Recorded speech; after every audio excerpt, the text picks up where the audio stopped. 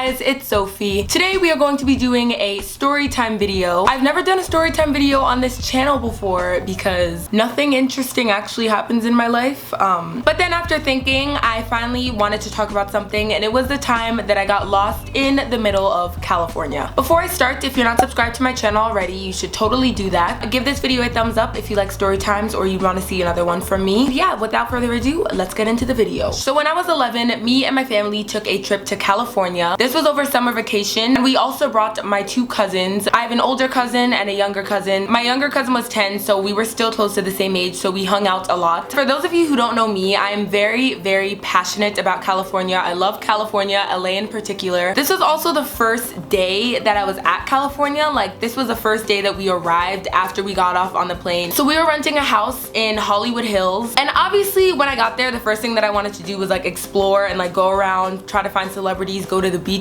take pictures, all that stuff. But my family was hungry, everybody wanted to eat, so we rented a car for our entire vacation there. And on the way to the house, we wanted to stop and eat at a restaurant. At the restaurant, there was a beach right outside. People were skateboarding, people were just like walking around in their bathing suits because they could, because the beach was right there. But the part of LA that we were in was not like the best part of LA. It wasn't really that nice either. It wasn't like the safest part. So that's just some background information. But me and my family, we were eating, it was all good. And obviously me and my cousin, her name was Jill by the way, we were both just too excited. We just wanted to like leave and explore California, do all this stuff. So we finished our food before my entire family, and we were just like, oh, can we just like go outside of the restaurant, just like walk around in the general area? They said yes. I know that lots of you guys are wondering like, why would your parents let a 10-year-old and an 11-year-old just like walk outside, like wandering around California? We were next to the restaurant, and also I had a phone. It wasn't an iPhone, it was a Pantech phone. It's like those wannabe Blackberries. So if anything happened, I did know how to call them. I knew both of my parents' numbers by heart, so I could just call them if I needed anything or I wanted to know where they were. So we were walking along the beach, and then we started to move off the beach, like onto the street area where people were bicycling and like skateboarding and stuff. We wanted to like look at the stands and all this stuff, and me and Jill wanted to get henna tattoos. So we were like standing at the henna tattoo stand, and we were just like, oh, when my family's done, we can ask my dad if he can get henna tattoos. So we were walking, everything's great, and then we hear music. What we saw was basically a bunch of teens with a boombox dancing in the street, and they had like their bathing suits on, like shorts, and then just like a bikini top, which you would never see in New York City because you don't just walk outside, then there's just like a beach. And it was like this sort of group little circle, and like a bunch of people were dancing, doing like flips and stuff, and we were just like, okay, lit. So we walked over there, and it was farther down from the restaurants, but we went anyways. So we went over there, and I took out my little Pantech phone. My iPod Touch was dead because I listened to music on the airplane ride to California, so then it died. So I took a video on my Pantech phone of the people dancing, and it was really cool. So I was taking a video, and then all of a sudden my Pantech phone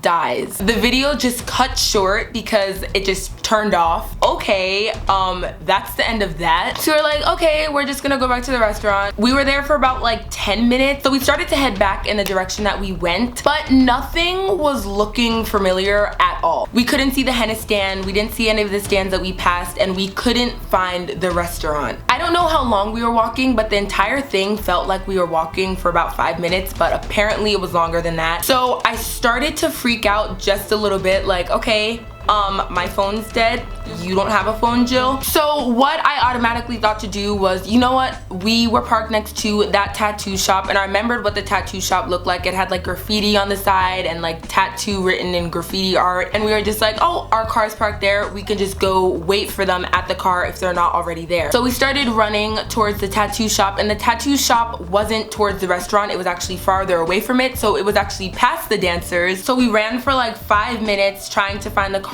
We didn't see any type of tattoo shop. We went into all the parking lots. I knew that I had to ask somebody for their phone to call my parents. Obviously, I wasn't a dumb 11-year-old. I obviously wasn't gonna ask like a sketchy looking man like, oh, I'm lost, can you please call my parents, can you please help me find them? I wasn't gonna do that. So we saw a woman walk out, and she had a teenage daughter. The daughter looked about like 16 at the time. We don't even know if that was her daughter, but they just looked like mother and daughter. And in the daughter's hand was an iPhone, and I was really sweet. I used my manners. I was like, excuse me, miss, me and my cousin, we can't find our parents. Do you mind if you call them for us? Luckily, she was just like, oh yeah, of course I'll call your parents. As she was going into like the phone app to call my parents, her mom stopped her, literally grabbed her by the hand, and she was just like, no, we're not doing this, and then started pulling her daughter away.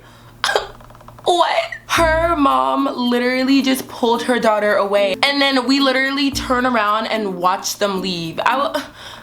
Why? I don't know why she wouldn't call our parents for us. I don't know. The world may never know. So that was the end of that. I started to get really scared at that point. And like I said, we were in a part of California that was not that safe. There were lots of sketchy looking people around us. We started walking back towards where we thought the restaurant was. So we passed the dancers again. And obviously we had to call somebody else. So we stopped at this little ice cream stand. It was like this icy/ice cream stand. And there was another older woman there, and we asked, can we please use your phone to call my parents? And she was just like, oh yeah, of course. Like, we said the same exact thing that we said to the mother and the daughter. So she took out her phone, and then she called my mom, and then she asked like, what's your mom's name? And then when I told her, my mom picked up, and then she talked to my mom and then told us like where we were and stuff like that. And the lady was just like, your mom's on your way. And then we were like, oh my gosh, thank you. And then the lady left. So I looked to the right of me, and I'm like looking around me and stuff to be aware of my surroundings, and I see a man on the other side of the icy stand literally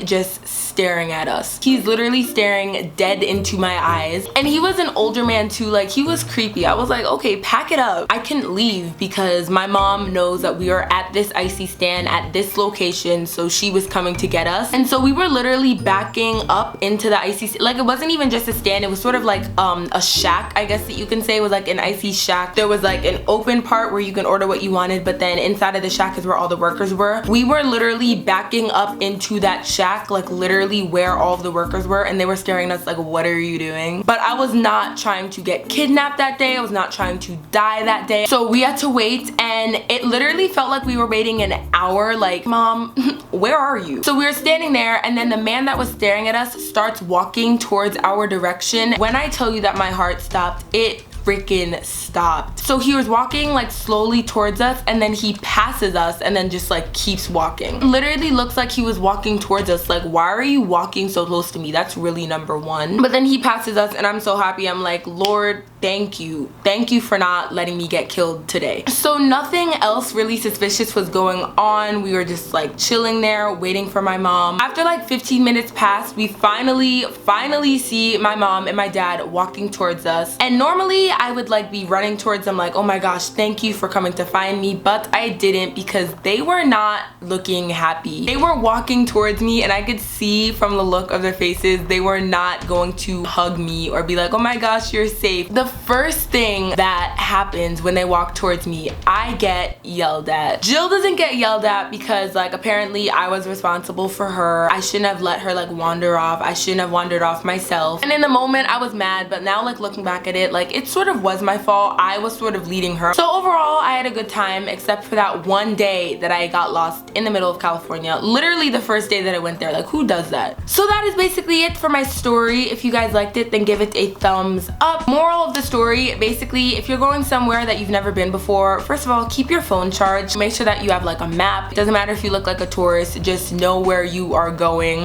Subscribe if you're not subscribed to my channel already. And also, if you guys didn't know, I'm currently hosting a giveaway, and the winner will be announced on Tuesday. If you want to know more about that, then watch my last video. I will link it down below. And yeah, that's basically it. I love you guys so much, and I will see you all this Tuesday with another new video.